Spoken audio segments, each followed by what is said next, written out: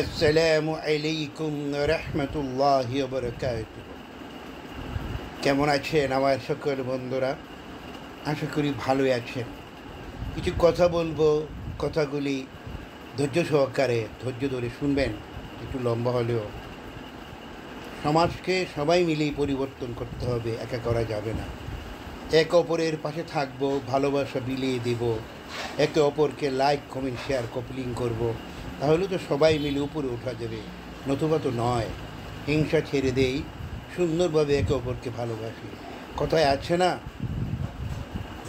হিংসা নিন্দা রিয়া কিয়া ছেড়ে দাও, ভক্তজনে পাবে দেখা, পাবে না রে হারামজাদা। যে বিষয়ে কথা বলছি, কথাগুলি শুনুন। যৌতুক, বিয়েতে যৌতুক দেওয়া আমাদের দেশে একটা অনেক পূর্ব থেকে এই রেওয়াজটা চলে আসছে। কারণ আমাদের দেশে আমাদের পূর্বপুরুষরা সবাই সনাতন ধর্মের ছিলেন, তারপর ইসলাম গ্রহণ করেছেন।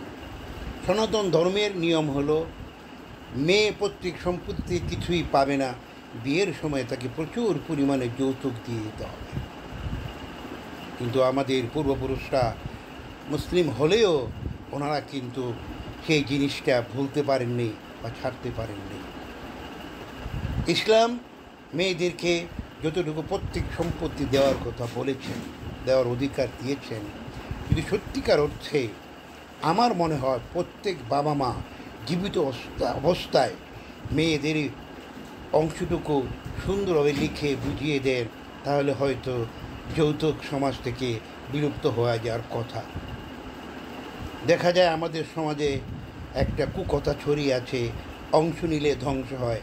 অথচ পবিত্র কোরআনে পরিষ্কার ভাষায় ঘোষণা করেছেন, ছেলে মেয়ে পিতা মাতা আত্মীয় স্বজনকে কতটুকু প্রাপ্য হক বলা হয়েছে তা দিয়ে দিতে হবে।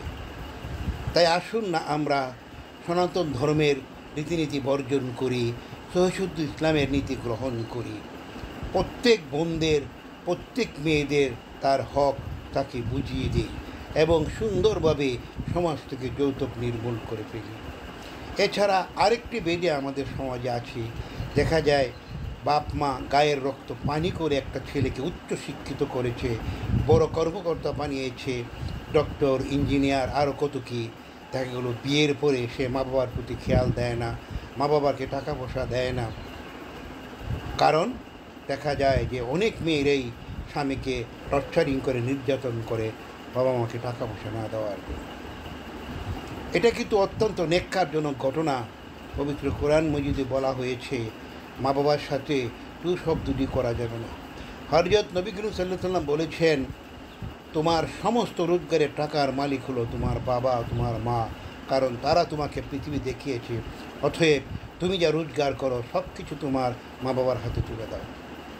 তাই আমার মনে হয় আমাদের দেশে একটা আইন করা দরকার, যে গভর্নমেন্ট চাকরি, সরকারি, আধা সরকারি, বেসরকারি, যেখানেই করুক না কেন, তাদের মা বাবা জীবিত থাকলে তার বেতনের 25% মা বাবাকে দিতে হবে।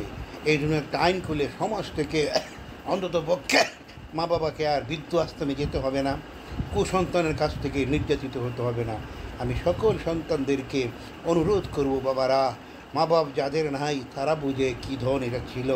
কাজেই থাকতে মা বাপকে সেবা করো, মা বাপকে সেবা করো, জান্নাত হাসিল করো, 5 ওয়াক্ত নমাজ পড়ো এবং আল্লাহর রসুলের সুন্নাহ মতো ইবাদত করো, আল্লাহকে ভয় করো, রাসূলকে মহব্বত করো, জান্নাত লাভের চেষ্টা করো। ধন্যবাদ সবাই।